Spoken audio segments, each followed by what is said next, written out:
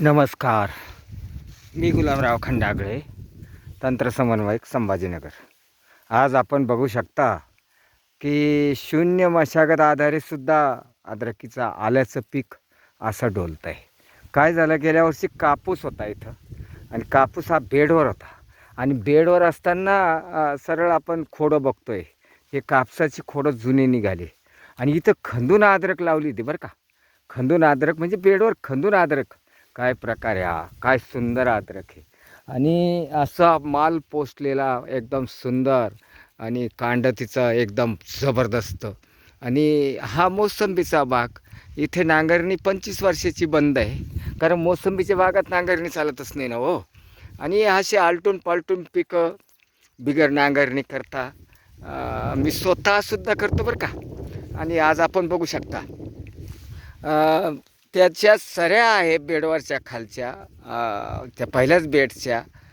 तिथं मागील वर्षी म्हणजे खरीपात कापूस होता आणि कापूस काढून त्याचा पूर्ण अगदी वर्ष गेलं आहे, त्याचं सीझन गेला निघून.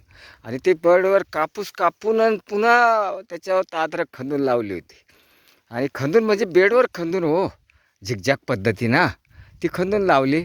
आणि दोन मोसंबी रांगेमध्ये 1-2 असे बेड पाडले. 1-2 दोनच बेड पडले. आणि 2 बेडवर हे आता पुन्हा आणखी एक तिकडनं सरी वाढली, एक इकडनं सरी वाढली. 2 बेडवर अद्रक अशा पद्धतीची स्वतःच आपलं काम करायचं आहे, स्वतःच आपलं खंदायचं आहे. आणि अशा पद्धतीचे अद्रक आता बेण्यावर मी काढतो आहे. आणि बेनं म्हणून अद्रक काढू लागलो. मोठा कंद पोचला आहे आणि जबरदस्त कंद आले मस्त. ना फंगल, ना अटॅक, ना काही. एकदम बढिया असा हा प्रकार शून्य मशागत आधारे बिगर नांगरणीचा. आणि आलं येतं आहे, मस्त आलं डोलतं आहे. आणि बिगरायचं काही याला सोडलेलं नाही, काहीच नाही. आणि तेच पहिलं कर्बात रूपांतर कापसाच्या खोडाचं झालं. आणि थोडं फार याला खत टाकलं, शेणखत बेडवर. आणि बेडवर काढल्या पाऊस वर लायटर असल्यामुळे भिजून खत खाली गेलं आणि ते सुरू झालं. आणि WSमधले फर्टिलायझर ज्याला म्हणून आपण, वेटेबल सल्फर, हे फर्टिलायझर ज्याला म्हणून आपण, पाण्यात विद्राव्य खतं ज्याला म्हणून आपण, ती सोडली वरतून, झालं काम. आजही तसाच प्रकारे सगळे अद्रक डोलती माझी.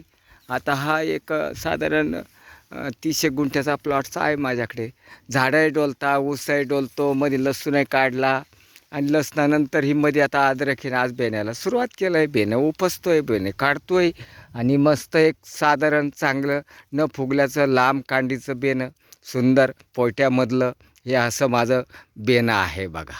आणि स्वतः काम शून्य मशागत आधाराचं करतोच आणि लोकांनाही सांगतो. आणि विना नांगरणी अगदी करतो आहे मी.